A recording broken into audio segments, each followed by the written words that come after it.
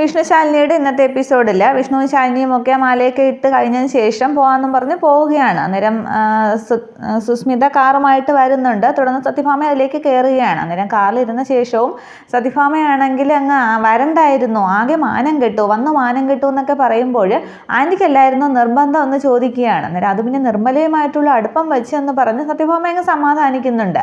തുടർന്ന് അടി കിട്ടിയ കവിൾ ഇങ്ങനെ സുസ്മിത ഇങ്ങനെ തിരിച്ചൊക്കെ തടവിയൊക്കെ നോക്കുകയാണ്. അന്നേരം നിന്റെ കഴുത്തിന് എന്ത് പറ്റിയെന്ന് ഭാമ ചോദിക്കുമ്പോൾ അതൊരു എക്സസൈസാണ്, കവിളിലെ എല്ലിന് വേണ്ടിയുള്ളതാണ് എന്ന് പറഞ്ഞ് സുസ്മിതയാണെങ്കിൽ ഡ്രൈവറോട് ദേഷ്യപ്പെടുകയാണ്. ഒന്ന് പെട്ടെന്ന് പോകുന്നുണ്ടോ, വീട്ടിലെത്തിയിട്ട് എനിക്ക് വേറെ കാര്യമുണ്ടെന്നും പറഞ്ഞ് സുസ്മിത അങ്ങ് ദേഷ്യപ്പെടുകയാണ്. അന്നേരം സത്യഭാമയ്ക്കുണ്ടായ അപമാനത്തിലാണ് സുസ്മിത അങ്ങ് ദേഷ്യപ്പെടുന്നതെന്ന് ഭാമ കരുതുന്നുമുണ്ട്.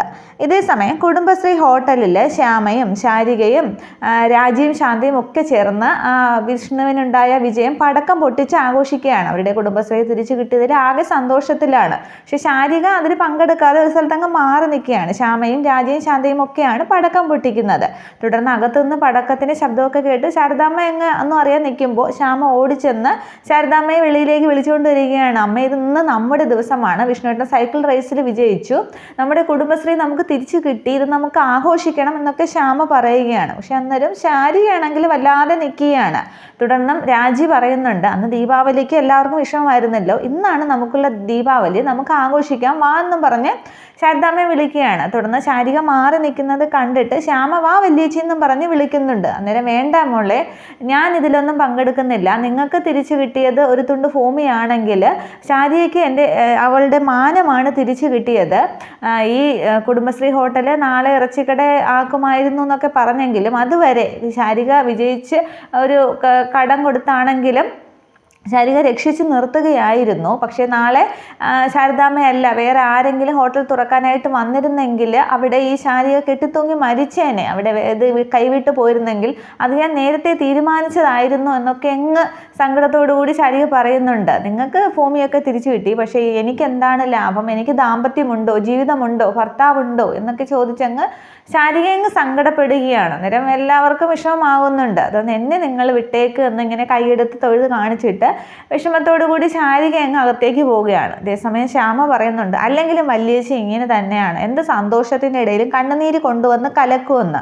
നേരെ ശാരദാമ്മ പറയുന്നുണ്ട്, അങ്ങനെയല്ല മോളെ, അവളുടെ മനസ്സ് ഒരുപാട് കലങ്ങിയിട്ടുണ്ട്, ബാലചന്ദ്രൻ അവളെ കൊടുക്കാനായിട്ട് നോക്കിയതാണ്, പക്ഷെ അവൾ പിടിച്ചു നിന്നു എന്നിങ്ങനെ ശാരദാമ്മ സങ്കടത്തോടെ പറയുകയാണ്. നേരം ഒരു സ്ഥലത്ത് മാറി പോയിരുന്നങ്ങ് കരയുകയാണ് ശാരിക. തുടർന്ന് ശാരദാമ്മ പറയുന്നുണ്ട്, അവനെപ്പോലെ ഉള്ളവരോട് ചോദിക്കാനായിട്ട് ഈ നാട്ടിൽ ആരുമില്ലല്ലോ, കഷ്ടം തന്നെ എന്നൊക്കെ പറഞ്ഞ് ശാരദാമ്മ അങ്ങ് സങ്കടപ്പെടുകയാണ്. ഇതേസമയം ബാലചന്ദ്രനാണെങ്കിൽ ഓഫീസിൽ ആകെ വിഷമിച്ചിരിക്കുകയാണ്. ശാരികയെ റൂട്ടിലേക്ക് കൊണ്ടുവരാമെന്നാണ് കരുതിയത്, അതിന് വേണ്ടിയിട്ട് ശ്രമം നടത്തിയതാണ്. പക്ഷേ അതിനിടയിൽ സുസ്മിതയുടെ വാക്കും കേട്ടുകൊണ്ട് കുടുംബശ്രീയും പോയി ഒഴിപ്പിച്ചു. സുസ്മിതയാണെങ്കിൽ വന്നുമില്ല, ശാരികയും കൈവിട്ടു പോയി, ഇനിയിപ്പോൾ എന്ത് ചെയ്യുമെന്നും പറഞ്ഞ് ബാലേന്ദ്രൻ അങ്ങനെ ചിന്തിച്ചുകൊണ്ട് ഇങ്ങനെ കസേരയിൽ കറങ്ങിയിരിക്കുകയാണ്. ഈ സമയത്താണ് വിഷ്ണു വരുന്നത്. വിഷ്ണു ഇങ്ങനെ വാതിൽക്കൽ വന്നിട്ട് ഇങ്ങനെ കണ്ണുകൊണ്ട് പിരികം ചൊളിച്ചിട്ട് എന്താണെന്നിങ്ങനെ ചോദിക്കുകയാണ്. അന്നേരം ബാലചന്ദ്രൻ മുതലാളിയാണ്, ഫിനാൻസ് മുതലാളിയാണ് എന്നതൊക്കെ മറന്നിട്ട് പഴയ വിഷ്ണുവിൽ നിന്ന് അടി കൊണ്ട ബാലചന്ദ്രനെ പോലെ പെട്ടെന്ന് പേടിയോടുകൂടി ചാടി എഴുന്നേൽക്കുകയാണ്. അന്നേരം എന്താ ബാലചന്ദ്ര, പേടിച്ചു പോയോ എന്നിങ്ങനെ വിഷ്ണു അകത്തേക്ക് വന്നിട്ട് ആ കസേരയൊക്കെ ഇങ്ങനെ നീക്കി മാറ്റിയിട്ട് ചോദിക്കുകയാണ്. അന്നേരം പെട്ടെന്ന് ബാലചന്ദ്രൻ എവിടെ നിന്ന് ഒരു ധൈര്യം വരികയാണ്. എനിക്ക് പേടിയൊന്നുമില്ല, ഞാനെന്തിനാ പേടിക്കുന്നത് എന്ന് പറഞ്ഞ് പിന്നീടും കസേരയിലേക്ക് ബാലചന്ദ്രൻ നിവർന്നിരിക്കുകയാണ്. അന്നേരം വിഷ്ണു ആണെങ്കിൽ രണ്ട് കൈ ഇങ്ങനെ ടേബിളിലേക്ക് കുത്തിയിട്ട് ബാലചന്ദ്രൻ്റെ നേരെ മുഖം കൊണ്ട് വന്നിട്ട് ചോദിക്കുകയാണ്, അതെന്താടാ ബാലചന്ദ്ര നിനക്ക് പേടിയില്ലാത്ത എന്ന് ചോദിക്കുമ്പോൾ വിഷ്ണുവിൻ്റെ ആ ഭാവമൊക്കെ കാണുമ്പോൾ ബാലചന്ദ്രന് വീണ്ടും അങ്ങ് പേടിയാവുകയാണ്. ബാലചന്ദ്രൻ അതേ പഴയതുപോലെ എഴുന്നേൽക്കുകയാണ്. തുടർന്ന് ബാലചന്ദ്രൻ പറയുന്നുണ്ട്, വിഷ്ണു ചോദിക്കുകയാണ്, സത്യഭാമയുടെ മകൻ വിഷ്ണുവിനെ നീ പേടിക്കണം എന്നിങ്ങനെ പറയുമ്പോൾ അതിന് നീ സത്യഭാമയുടെ മകനെന്നല്ലല്ലോ പറഞ്ഞു നടക്കുന്നത്, സത്യഭാമയുടെ ഒരു ലേബലും നിനക്ക് വേണ്ടെന്നല്ലേ പറയുന്നതെന്ന് ചോദിക്കുകയാണ്. നേരം ചിരിച്ചുകൊണ്ട് വിഷ്ണു പറയുകയാണ്, അതിലൊരു പ്രശ്നമുണ്ട്, സത്യഭാമയുടെ മകൻ വിഷ്ണുവിനെ നീ പേടിക്കണ്ട, പക്ഷേ സത്യഭാമയുടെ മകനല്ലാത്ത വെറും വിഷ്ണുവിനെ നീ പേടിക്കണം. കാരണം ഈ വിഷ്ണുവിനാണെങ്കിൽ മുൻപും പിൻപും ഒന്നും നോക്കാനില്ല എന്നിങ്ങനെ പറയുകയാണ്. അന്നേരവും ബാലചന്ദ്രൻ അങ്ങ് പേടിക്കുകയാണ്. തുടർന്ന് അപ്പോൾ നമുക്ക് തുടങ്ങിയാലോ എന്നും പറഞ്ഞ് ബാലചന്ദ്രൻ്റെ കോളറിനേക്ക് ഇങ്ങനെ കോളറിൽ പിടിക്കുകയാണ്. അന്നേരം എന്തെന്ന് ചോദിക്കുമ്പോൾ, അല്ല ഇപ്പം നീ പലിശയ്ക്ക് പണം കൊടുക്കുന്ന സ്ഥാപനമല്ലേ, അപ്പോൾ നീ എനിക്ക് തന്നതിൻ്റെ പലിശയെങ്കിലും ഞാൻ തിരിച്ച് തരണ്ടേടാന്നും പറഞ്ഞ് ബാലചന്ദ്രൻ്റെ ഷർട്ടിനെ അങ്ങ് കുത്തിപ്പിടിക്കുന്നുണ്ട്. അന്നേരം വേണ്ട വിഷ്ണു, നമുക്ക് പറഞ്ഞു തീർക്കാം, പ്രശ്നങ്ങളൊന്നുമില്ല, നമുക്ക് പറഞ്ഞു തീർക്കാം എന്നൊക്കെ ബാലചന്ദ്രൻ പറയുന്നുണ്ട്. അന്നേരം വിഷ്ണുവിനാണെങ്കിൽ ആകെ അങ്ങ് ദേഷ്യം വരികയാണ്.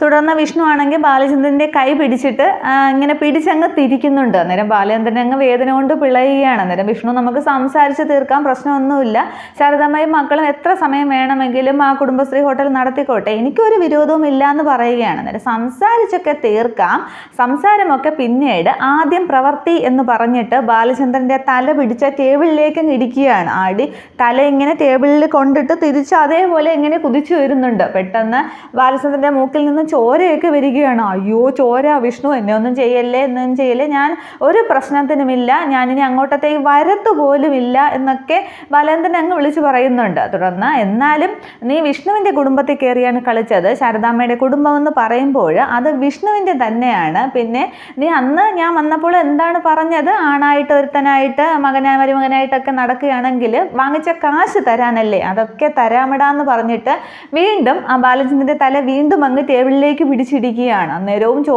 രണ്ട് മൂക്കിൽ നിന്ന് അങ്ങ് ചോരയൊക്കെ വന്ന വായിലേക്കൊക്കെ വരികയാണ്. ബാലചന്ദ്രനാണെങ്കിൽ ആകെ പേടിക്കുന്നുണ്ട്. വിഷ്ണു എന്നെ ഒന്നും ചെയ്യല്ലേ, ഇനിയും ചോര വന്നാലും ഞാൻ ചത്തുപോകും, ഒന്നും ചെയ്യല്ലേ എന്നൊക്കെ പറയുകയാണ്. തുടർന്ന് ബാലചന്ദ്രൻ അങ്ങ് ഓടാൻ ശ്രമിക്കുന്നുണ്ട്. പക്ഷേ വിഷ്ണു ആണെങ്കിൽ ബാലചന്ദ്രൻ്റെ കൈ വീണ്ടും പിടിക്കുകയാണ്. കൈ പിടിച്ച് തിരിക്കുകയും ആ വിരൽ ഒടിക്കുകയും ഒക്കെ ചെയ്യുന്നുണ്ട്. തുടർന്ന് പറയുന്നുണ്ട്, ഒന്നുമില്ല, ഞാനൊന്നും ചെയ്യില്ല, ഒരു പ്രശ്നവുമില്ല എന്നൊക്കെ ബാലചന്ദ്രൻ അങ്ങ് വിളിച്ചു പറയുന്നുണ്ട്. തുടർന്നും വിഷ്ണു പറയുകയാണ്, പിന്നെ കുടുംബശ്രീ ഹോട്ടലിൽ എനിക്ക് വെറുതെ ഒന്നും വേണ്ട, നിൻ്റെ നിന്ന് മേടിച്ച പൈസ ഞാൻ തരും എന്ന് പറഞ്ഞിട്ട് വിഷ്ണു ഇങ്ങനെ പൈസ എടുത്തിട്ട്, ഞാൻ ശാരിക വാങ്ങിച്ച പൈസയും അതിൻ്റെ പലിശയും ഉണ്ട്, ഇത് എടുത്തോ എന്ന് പറഞ്ഞിട്ട് ആ ടേബിളിലേക്ക് അങ്ങ് പൈസ എറിഞ്ഞു കൊടുക്കുകയാണ്. തുടർന്ന് വീണ്ടും ബാലചന്ദ്രൻ വിഷ്ണുവിൻ്റെ കയ്യിൽ നിന്ന് ഓടി രക്ഷപ്പെടാനൊക്കെ പോകുന്നുണ്ട്. തുടർന്നും വിഷ്ണു ആണെങ്കിൽ ബാലചന്ദ്രൻ്റെ കൈ പിടിച്ച് വീണ്ടും തിരിക്കുന്നു, വീണ്ടും തലയങ്ങ് ടേബിളിലേക്ക് ഇടിക്കുന്നു. ഒരു 3-4 തവണ വിഷ്ണു ആണെങ്കിൽ പിന്നെ ബാലചന്ദ്രൻ്റെ തലയങ്ങ് ടേബിളിലേക്ക് ഇടിക്കുന്നുണ്ട്. തുടർന്ന് ആകെ വേദനിച്ചും അങ്ങ് ബാലചന്ദ്രൻ നിൽക്കുകയാണ്. വീണ്ടും ഓടി രക്ഷപ്പെടാൻ നോക്കുമ്പോൾ വീണ്ടും പിടിച്ചു നിർത്തുകയാണ്. നിന്നോട് ഓടരുതെന്നാണ് പറഞ്ഞത്, നാറി ഓടരുത് എന്നൊക്കെ വിഷ്ണു പറയുന്നുണ്ട്. നീ എന്താണ് പറയുന്നത്, ശാരികയെ നീ വീഡിയോ കോൾ വിളിക്കുമെന്നല്ലേ, ഇനി വിളിക്കൂടാന്നും പറഞ്ഞ് വീണ്ടും ബാലചന്ദ്രൻ്റെ കൈ പിടിച്ചങ്ങ് തിരിക്കുകയാണ്. കൈയൊക്കെ ഓടിയാറായി. അന്നേരം വേദന കൊണ്ട് പറയുകയാണ്, ശാരികയെന്നല്ല, ഇനി ഒരു പെണ്ണിനെയും ഞാൻ വിളിക്കില്ല, എൻ്റെ ഫോണിൽ നിന്ന് എല്ലാ പെണ്ണുങ്ങളുടെയും നമ്പർ ഞാൻ ഡിലീറ്റ് ചെയ്യുകയാണ് വിഷ്ണു, എന്നെ ഒന്നും ചെയ്യല്ലേ, ഞാൻ ചത്തുപോകും എന്നൊക്കെ അങ്ങ് ബാലചന്ദ്രൻ വിളിച്ചു പറയുക. അത് കാണേണ്ട ഒരു സീൻ തന്നെയാണ്. വിഷ്ണുവിൻ്റെ ആ ദേഷ്യവും ഒക്കെ കാണണം. തുടർന്നും ഇനി എടുക്ക് എന്ന് പറയുകയാണ്. അന്നേരം എന്തെന്ന് ചോദിക്കുമ്പോൾ ശാരദാമ്മയുടെ വീടിൻ്റെ ആധാരം എടുക്കുക എന്ന് പറയുകയാണ്. അന്നേരം കൈ വിഷ്ണു പിടിച്ച് തിരിച്ചു വെച്ചിരിക്കുകയാണ്. അന്നേരം കൈ വിട്ടാലല്ലേ എടുക്കാൻ പറ്റൂ എന്ന് പറയുമ്പോൾ കൈ അങ്ങ് വിട്ടിട്ട് വിഷ്ണു ആണെങ്കിൽ ഒന്നുകൂടി ബാലചന്ദ്രൻ്റെ തല ആ ടേബിളിലേക്ക് പിടിച്ച് ഇടിക്കുകയാണ്. തുടർന്ന് ബാലചന്ദ്രനാണെങ്കിൽ അങ്ങ് ആധാരം തപ്പുകയാണ്. ഇവിടെ എവിടെയോ വച്ചിരുന്നല്ലോ എന്ന് പറഞ്ഞ് നോക്കുമ്പോഴാണ് വിഷ്ണു ബാലചന്ദ്രൻ MD എന്ന് എഴുതിയിട്ടുള്ള നെയിം ബോർഡ് ഇങ്ങനെ എടുത്തിട്ട് ബാലചന്ദ്രൻ MD എന്നിങ്ങനെ പരിഹസിച്ച് പറഞ്ഞിട്ട് അതങ്ങ് ദൂരേക്ക് എറിയുകയാണ്. തുടർന്ന് ആധാരം ഇരിക്കുന്ന ഫയൽ എടുത്ത് ബാലചന്ദ്രൻ മേശപ്പുറത്തേക്ക് വെക്കുകയാണ്. അതാ ഇതെന്ന് പറയുകയാണ്. അന്നേരവും ബാലചന്ദ്രൻ മൂക്കൊക്കെ ഇങ്ങനെ തുടച്ചിട്ട് അയ്യോ ചോര എന്നൊക്കെ പറഞ്ഞങ്ങ് വെപ്രാളപ്പെടുന്നുണ്ട്. തുടർന്ന് അതെടുത്ത് വായിച്ച് വിഷ്ണുവിനെ നോക്കിക്കൊണ്ടിരിക്കുകയാണ്. ആധാരം വായിച്ച് നോക്കിക്കൊണ്ടിരിക്കുമ്പോൾ ബാലചന്ദ്രൻ വീണ്ടും ഓടി രക്ഷപ്പെടാൻ പോവുകയാണ്. അന്നേരം നിന്നോട് ഓടരുതെന്നാണ് പറഞ്ഞതെന്നും പറഞ്ഞ് ബാലചന്ദ്രൻ്റെ കൈ വീണ്ടും വിഷ്ണു പിടിക്കുകയാണ്. അന്നേരം ഓടുന്നില്ല, ഞാൻ ഇവിടെ തന്നെ നിന്നോളാം എന്ന് ബാലചന്ദ്രൻ പറയുകയാണ്. തുടർന്ന് വിഷ്ണു പറയുകയാണ്, ഇത് മാത്രമല്ലല്ലോ, നീ നിൻ്റെ ഇഷ്ടപ്രകാരം പിന്നെ എഴുതി ചേർത്ത പിന്നെ ശാരിക ഒപ്പിട്ട് തന്ന വെറുതെ പേപ്പർ ഉണ്ടല്ലോ, മുദ്രപത്രം, അതുകൂടി വേണം എന്ന് പറയുകയാണ്. തുടർന്ന് വിഷ്ണു വീണ്ടും പറയും, അത് തരാമെന്ന് ഇങ്ങനെ ബാലചന്ദ്രൻ പറയുമ്പോൾ അതല്ല, ഇനി വേറൊന്നുകൂടിയുണ്ട്, കുടുംബശ്രീ ഹോട്ടല് നിൻ്റെ അമ്മായിയമ്മയുടെ ആമത്താഴിട്ട് പൂട്ടിയ പൂട്ടുണ്ടല്ലോ, താക്കോല്, അതും കൂടി വേണമെന്നും പറഞ്ഞ് അവസാനമായിട്ട് വിഷ്ണു ആണെങ്കിൽ ബാലചന്ദ്രൻ്റെ തല ഇങ്ങനെ ചുറ്റി പിടിച്ചിട്ട് ആ ടേബിളിലേക്ക് ഒന്നുകൂടി ഇടിക്കുകയാണ്. അന്നേരം ഞാൻ എടുത്തു തരാം എന്ന് പറഞ്ഞിട്ട് ആ പേപ്പറും താക്കോലും ഒക്കെ ബാലചന്ദ്രൻ തരികയാണ്. ഇതേസമയം വിഷ്ണു ആണെങ്കിൽ ബാലേന്ദ്രൻ താക്കോലൊക്കെ തിരയുമ്പോൾ വിഷ്ണു ആ ഗോപാലകൃഷ്ണൻ്റെ ഫോട്ടോയൊക്കെ ശ്രദ്ധിക്കുന്നുണ്ട്. തുടർന്ന് ആ താക്കോലും മുദ്രപത്രവും ഒക്കെ എടുത്തു വെച്ചിട്ട് എല്ലാം ഉണ്ട് എന്ന് പറയുകയാണ്. അന്നേരം വിഷ്ണു താക്കോലെടുത്ത് പോക്കറ്റിലേക്ക് എടുക്കുകയും മുദ്രപത്രം എടുക്കുകയും ചെയ്യുന്നുണ്ട്. അന്നേരം എല്ലാം കിട്ടിയില്ലേ, ഇനി പൊയ്ക്കൂടെ എന്നും പറഞ്ഞ് ബാലേന്ദ്രൻ നിൽക്കുകയാണ്. അന്നേരം മൂക്ക് തടവിട്ട് അയ്യോ ചോര നിൽക്കണില്ല എന്നൊക്കെ ബാലേന്ദ്രൻ വിളിക്കുന്നുണ്ട്. തുടർന്ന് എന്നാലും ആയില്ലല്ലോ, ഇനി ഒന്നുകൂടി ഉണ്ട് എന്ന് പറഞ്ഞിട്ട് നീ ഇങ്ങോട്ട് വന്നേടാന്നും പറഞ്ഞ് ബാലേന്ദ്രൻ്റെ ഷർട്ടിന് പിടിച്ചു വലിക്കുകയാണ്. അന്നേരം ഇനി എങ്ങോട്ടാ എന്താന്ന് ചോദിക്കുമ്പോൾ ഒരു കാര്യം കൂടി ഉണ്ട് എന്ന് പറഞ്ഞ് വിഷ്ണു ബാലേന്ദ്രനെ ഷർട്ടിന് ഇങ്ങനെ കുത്തിപ്പിടിച്ചുകൊണ്ട് തന്നെ പുറത്തേക്ക് ഇറക്കുകയാണ്. അന്നേരം പുറത്ത് ഓഫീസിന് പുറത്ത് വേറെ ആളുകളൊക്കെ നിൽപ്പുണ്ട്, സ്ത്രീകളും കുട്ടികളും പുരുഷന്മാരും ഒക്കെ ഉണ്ട്. അന്നേരം വിഷ്ണു ആളുകൾ കാണുന്നു, ആളുകൾ ശ്രദ്ധിക്കുന്നു എന്നൊക്കെ പറയുമ്പോൾ ആളുകൾ കാണട്ടെടാ, നിന്റെ അഭിമാനവും അനാഭിമാനവും ഒക്കെ ആളുകൾ കാണട്ടെ എന്നും പറഞ്ഞ് പിടിച്ച് വലിച്ച് ആ ഷർട്ടിന് കുത്തിപ്പിടിച്ച് കൊണ്ടുവന്നിട്ട് ആളുകളുടെ മുമ്പിലേക്ക് അങ്ങ് നിർത്തുകയാണ്. എന്നിട്ടും വിഷ്ണു ചോദിക്കുന്നുണ്ട് എന്നെ ഒന്നും ചെയ്യരുത് എന്നൊക്കെ ബാലേന്ദ്രൻ വിളിച്ചു പറയുകയാണ്. അന്നേരം ബാലേന്ദ്രനെ ഇങ്ങനെ അടിമുടി വിഷ്ണു നോക്കുമ്പോൾ ബാലേന്ദ്രൻ്റെ മുണ്ടിലേക്കാണ് വിഷ്ണുവിൻ്റെ കണ്ണ്. തുടർന്ന് മുണ്ടങ്ങ് വിഷ്ണു ചവിട്ടി പിടിക്കുകയാണ്. എന്നിട്ട് ചോദിക്കുകയാണ് നീ ദേവലോകം കണ്ടിട്ടുണ്ടോ എന്ന് ചോദിക്കുകയാണ്. അന്നേരം ബാലേന്ദ്രൻ അന്തം വിട്ട് നിൽക്കുകയാണ്. തുടർന്ന് ആ മുണ്ടിൽ ഇങ്ങനെ കാല് വെച്ച് ചവിട്ടി പിടിച്ചിട്ട് ബാലേന്ദ്രൻ അങ്ങ് തള്ളുകയാണ്. അന്നേരം മുണ്ടങ്ങ് അഴിഞ്ഞു പോകുന്നു. ബാലേന്ദ്രൻ അങ്ങനെ അപമാനിതനായിട്ട് നിൽക്കുകയാണ്. അന്നേരം വിഷ്ണു എൻ്റെ മാനം എന്നിങ്ങനെ പറയുമ്പോൾ നിനക്കോടാ പട്ടി അഭിമാനം എന്ന് പറഞ്ഞ് ഒരൊറ്റ അടി കവാരം നോക്കി അടിക്കുന്നുണ്ട്. അന്നേരം ബാലേന്ദ്രൻ അങ്ങ് താഴെ വീഴുകയാണ്. താഴെ വീഴുമ്പോൾ ബാലേന്ദ്രൻ തൊഴുന്നുണ്ട്. വിഷ്ണു എന്നെ ഒന്നും ചെയ്യല്ലേ, ആളുകൾ നോക്കുന്നു എന്നൊക്കെ പറയുകയാണ്. അന്നേരം ഒരു സ്ത്രീ വന്ന് നിന്റെ മുമ്പിൽ പൈസയ്ക്ക് വേണ്ടി ചോദിക്കുമ്പോൾ നീ അവളുടെ ശരീരത്തിലേക്കല്ല കണ്ണ് വെക്കേണ്ടത്, അവളുടെ മനസ്സിലേക്കാണ് കണ്ണ് വെക്കേണ്ടത്. അവളുടെ അച്ഛനും അമ്മമാരും കുഞ്ഞുങ്ങളും ഭർത്താവ് ഒരു ഗതിയും ഇല്ലാത്തതിനായിരിക്കും നിന്നെ പോലുള്ള ഒരുത്തനോട് വന്ന് പൈസ ചോദിക്കുന്നത്. അപ്പോൾ നീ അത് മുതലാക്കാനായിട്ട് ശ്രമിക്കുന്നോടാ പട്ടി എന്നും പറഞ്ഞ് കാല് വെച്ച് ഇങ്ങനെ ആഞ്ഞു ചവിട്ടുകയാണ്. അടികൊണ്ട് ബാലേന്ദ്രൻ അങ്ങ് താഴെ അങ്ങ് വീഴുകയാണ്. തുടർന്നും ബാലേന്ദ്രൻ ഇങ്ങനെ നിരങ്ങി എഴുന്നേറ്റിട്ട് വിഷ്ണുവിനെ അങ്ങ് തൊഴുകയാണ്, ഒന്നും ചെയ്യല്ലേ എന്നും പറഞ്ഞിട്ട്. അന്നേരം വിഷ്ണു ആണെങ്കിൽ ബാലേന്ദ്രൻ്റെ ആ മുണ്ടെടുത്തിട്ട് അങ്ങ് ദൂരേക്ക് എറിയുകയാണ്. നിനക്ക് അഭിമാനം എന്നുള്ളതുണ്ടോ? പ്രത്യേകിച്ച് സ്ത്രീകൾക്കാണ് അഭിമാനമുള്ളത് എന്നിങ്ങനെ പറയുമ്പോൾ ഇനി ഒരു പെണ്ണുങ്ങളെയും ഞാൻ ഒന്നും ചെയ്യില്ല, എൻ്റെ ഭാഗത്തുനിന്ന് ഒരു തെറ്റും ഉണ്ടാകില്ല എന്നൊക്കെ ബാലേന്ദ്രൻ അങ്ങ് തൊഴുതു പറയുകയാണ്. അന്നേരം നിന്നെ പോലുള്ള ഒരുത്തൻ്റെ അടുത്ത് പണം വാങ്ങിക്കണമെങ്കിൽ, പണത്തിനായിട്ട് വരണമെങ്കിൽ അവരുടെ ഒരു ഗതികേട് നീ ആലോചിക്കണ്ടേ? അവരുടെ കയ്യിൽ അവസാന വഴിയും അടഞ്ഞതിന് ശേഷമായിരിക്കും വരുന്നത്. അതല്ലെങ്കിൽ പിന്നെ ഒരു കുപ്പി വിഷമോ കൈക്കുഞ്ഞിനെയും എടുത്തുകൊണ്ട് ചാടാനുള്ള പുഴയോ കിണറോ ഒക്കെ കാണുകയുള്ളൂ അവരുടെ മനസ്സിൽ എന്നൊക്കെ അങ്ങ് വിഷ്ണു അങ്ങ് പറയുകയാണ്. തുടർന്നും ബാലേന്ദ്രൻ അങ്ങ് തൊഴുകയാണ്, തറയിലിരുന്നാണ് തൊഴുന്നത്. അന്നേരം പറയുന്നുണ്ട് നീ എന്താണ് ശാരിയായിട്ട് പറഞ്ഞത്, അവരുടെയും എല്ലാ വീട്ടുകാരെയും ഒക്കെ ഇറച്ചി വിലയ്ക്ക് തൂക്കി വിൽക്കുമെന്നല്ലേ, നിന്നെയാണ് തൂക്കി വിൽക്കാൻ പോകുന്നത് എന്നിങ്ങനെ അങ്ങ് വിഷ്ണു പറഞ്ഞിട്ട് വിഷ്ണു ഇങ്ങനെ ചുറ്റും നോക്കുകയാണ്. അന്നേരം ബാലേന്ദ്രൻ അങ്ങ് ചാടി എഴുന്നേൽക്കുന്നുണ്ട്. ആ ആളുകളുടെയൊക്കെ മുമ്പിൽ വെച്ച് വിഷ്ണു ആണെങ്കിൽ ബാലേന്ദ്രനെ ഒരുപാട് തവണ തല്ലുന്നുണ്ട്. ഒരു 5-6 തവണ അടിക്കുകയും ചവിട്ടുകയും ഒക്കെ ചെയ്യുകയാണ്. അതെല്ലാം ആൾക്കാർ കണ്ടുകൊണ്ടിരിക്കുകയാണ്.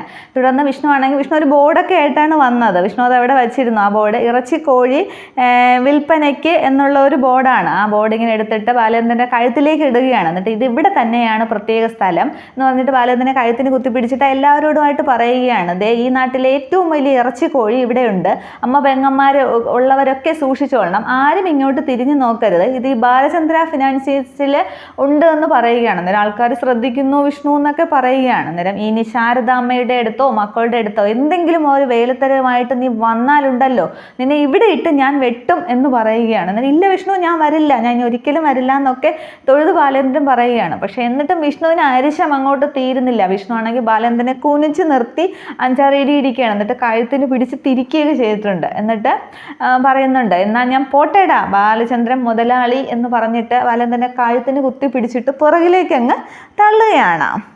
തുടർന്ന് വിഷ്ണു അങ്ങ് പോയി മുന്നോട്ട് നടക്കുന്നുള്ള ആശ്വാസത്തിലങ്ങ് ബാലേന്ദ്രൻ ശ്വാസം വിട്ട് നിൽക്കുകയാണ്. പക്ഷേ വിഷ്ണു വീണ്ടും 2 സ്റ്റെപ്പ് പുറകോട്ട് വെച്ച് ബാലേന്ദ്രൻ്റെ അടുത്തേക്ക് വരുമ്പോൾ എന്തിനാ ഇനി വീണ്ടും വരുന്നത് എന്നിങ്ങനെ ബാലേന്ദ്രൻ നിൽക്കുമ്പോൾ വിഷ്ണു ഇങ്ങനെ മൂക്കൊക്കെ ഇങ്ങനെ തുമിച്ചിട്ട് ബാലേന്ദ്രനെ അങ്ങ് അടിമുടി നോക്കി നിൽക്കുകയാണ്. ബാലേന്ദ്രനാണെങ്കിലും ആകെ പേടിച്ച് നിൽക്കുകയാണ്. ഇത്രയുമാണ് ഇന്നത്തെ എപ്പിസോഡ്. ആ ബാലചന്ദ്രനെ തല്ലുന്നത് തന്നെയാണ് ഇന്നത്തെ സീൻ ഫുള്ള്. എല്ലാവരും ടി വിയിൽ കാണണം. ബാലേന്ദ്രൻ്റെ വെപ്രാളവും വിഷ്ണുവിൻ്റെ ആ മാസടിയും ഒക്കെ കാണേണ്ടത് തന്നെയാണ്. Okay, thank you.